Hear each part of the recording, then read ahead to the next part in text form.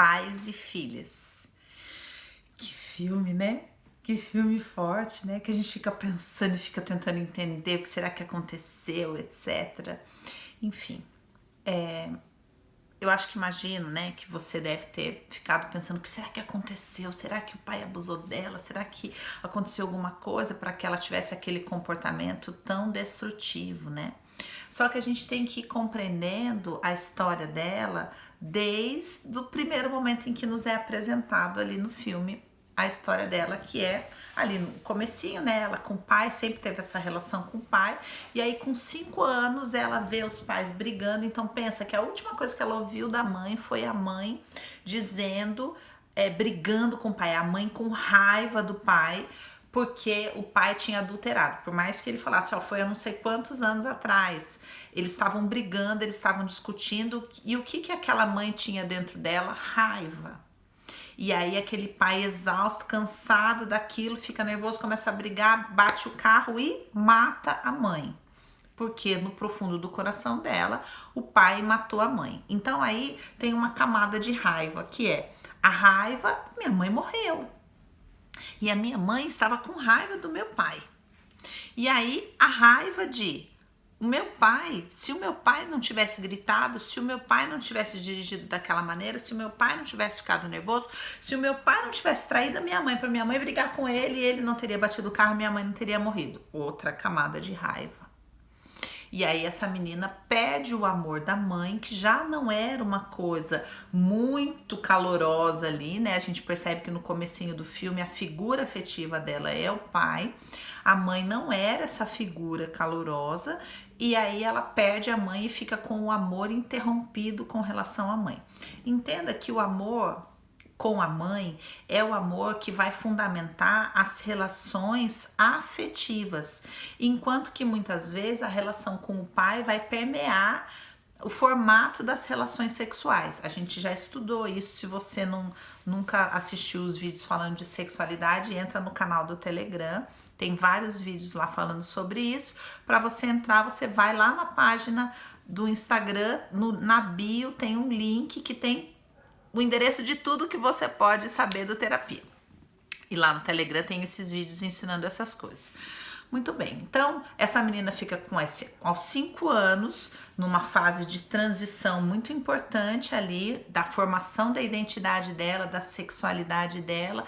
Ela perde a mãe, ali vai começar a se formatar como é que ela se relaciona, ela fica só com o pai, e aí ela também tem uma camada de raiva do pai. Aí o filme se desenrola todo ali nessa tentativa do pai de se curar, como esse pai realmente amava.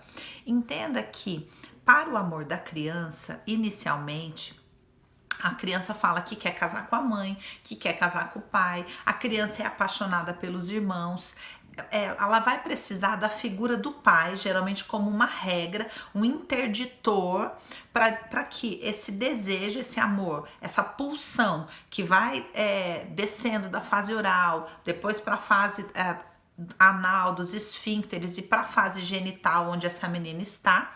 Então, no momento em que a pulsão no corpo dela está chegando na fase genital, ela perde a mãe e fica com raiva do pai, ou seja, toda essa raiva vai ser depositada na fase genital, ou seja, na formação da sexualidade genital dela.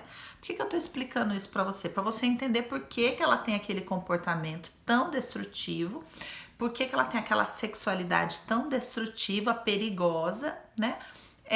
E por que muitas vezes essa raiva, né, ela fala, eu não sinto nada. Na verdade, ela buscava aquilo, aquela pulsão toda no corpo dela, ficava adormecida naquele lugar e ela só tinha contato com essa pulsão, que era um misto de dor, de raiva, que era ela própria, entenda. Era o que ela sentiu no mais profundo quando ela tinha essas relações sexuais. Então ela diz na cena da terapia, por que você faz isso?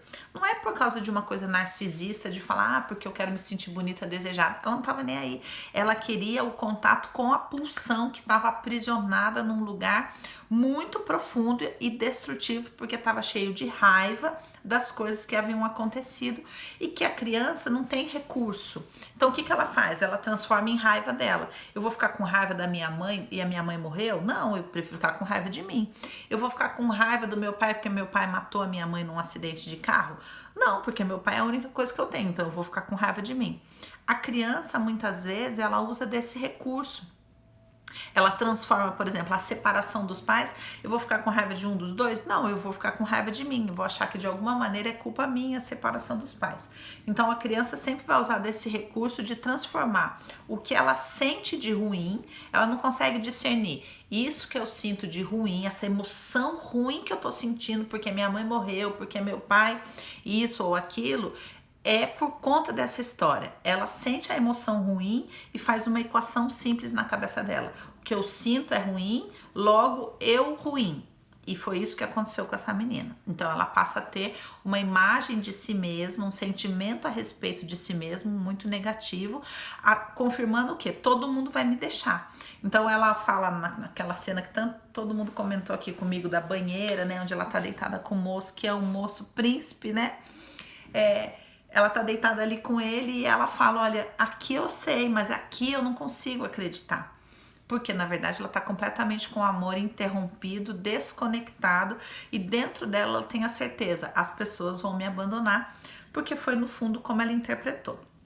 Aí, outra questão importante aí, muito bem, ela se torna psicóloga, óbvio, né, como uma forma de tentar entrar em contato com isso, entender toda essa história, lidar com todas essas emoções. E aí a gente vê, né, a cena de como é que o pai morreu e ela foi morar com aquela tia. Então eu queria que você entendesse que a mulher adulta que a gente vê ali, bebendo toda vez que ela tá no bar esperando um cara que ela vai caçar, ela tá personificando quem? A referência de mulher que ela tinha, que era a tia. Então, na verdade, muito do que a gente vê dessa mulher fria, dessa mulher raivosa, dessa mulher que não acredita nos relacionamentos, que tem dificuldade de se relacionar, que tem, até parece uma coisa estranha, né? Como é que ela se envolve com os homens dessa maneira? De quem ela absorveu isso? Da onde vem isso? Da tia, que se mostra sempre também com a bebida, sempre brava, sempre muito narcisista, né? Então ela absorve isso como uma forma de proteção, de formatação de uma identidade e transforma tudo isso numa relação destrutiva, numa relação de raiva. E aí esse homem que é bem príncipe, por quê? Porque ele tem que atravessar os espinhos, né, dela e guerrear contra ela, por ela, né, para que essa relação possa ser possível, para que ela possa olhar para a própria dor.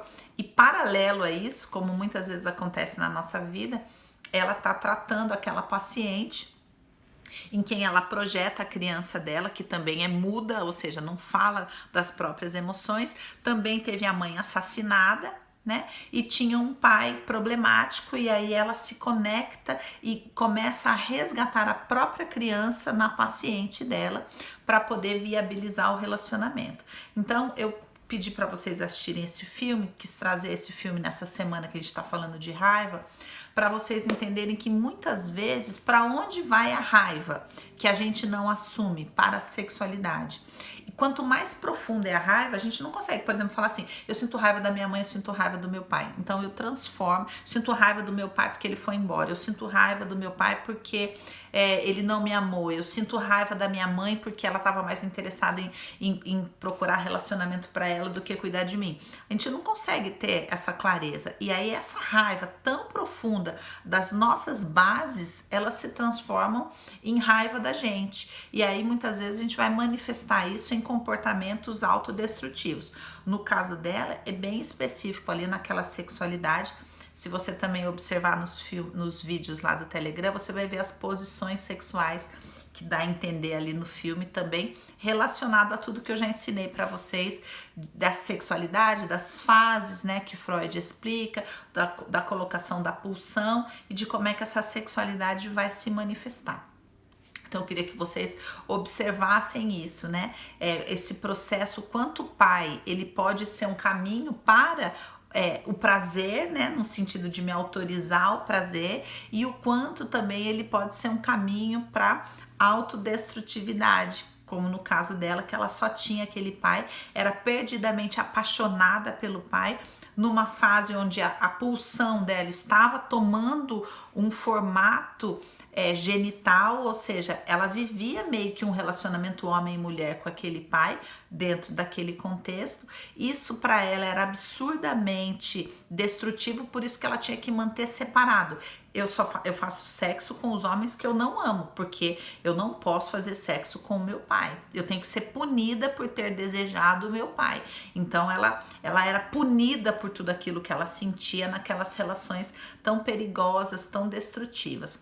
Trazendo um aspecto da constelação aqui, a gente vai dizer que através das relações sexuais perigosas, porque ela podia encontrar um cara que não era bacana, né, ali, que podia ser violento e ela poderia morrer, ela estava olhando o quê? Para a morte, ou seja, quem sabe através desse momento em que eu entro em contato com as pulsões que foram armazenadas naquela época, eu entro em contato com a falta que a minha mãe e meu pai fazem para mim, quem sabe eu posso ir em direção a eles, quem sabe eu não morro junto com eles, que era o que ela verdadeiramente queria. Então era também uma tentativa de olhar para a morte, né? Dentro desse lugar da traição, que era o que gerou a morte ali da mãe, né? O que destruiu a família dela. Também existiu o aspecto, a informação lá no fundo de os homens não são confiáveis. A minha mãe me deixou essa informação antes de morrer. Até o meu pai, que era o meu herói, traía a minha mãe. Então eu não vou confiar em nenhum homem. Esses homens vão me abandonar. Então é melhor eu já traí-los antes, é melhor eu já não me apegar antes, é melhor eu já não confiá-lo. A tia, com certeza, também contribuiu muito para essa imagem, porque a gente vê ali, né, que o marido tinha traído ela com a secretária, então com certeza essa tia falava o tempo todo, ali no final do filme a gente vê a cena da tia falando que não acredita no amor, que não, né, todo aquele amargor daquela irmã ali. Então a gente vê uma moça filha de uma mãe com amor interrompido, tendo o amor com relação à mãe completamente interrompido, drasticamente interrompido pela morte, tendo visto que quem matou a mãe foi o pai, ela apaixonada pelo pai, só pode gerar uma imagem de si mesmo muito destrutiva, né? E é isso que a gente vê no filme. A raiva em lugares e em camadas muito profundas. Espero que você tenha gostado do filme, espero que você esteja gostando do Clube do Filme. Obrigado pelas indicações que estão sendo muito bacanas. E se você assistir mais um filme bacana, manda pra mim, tá bom?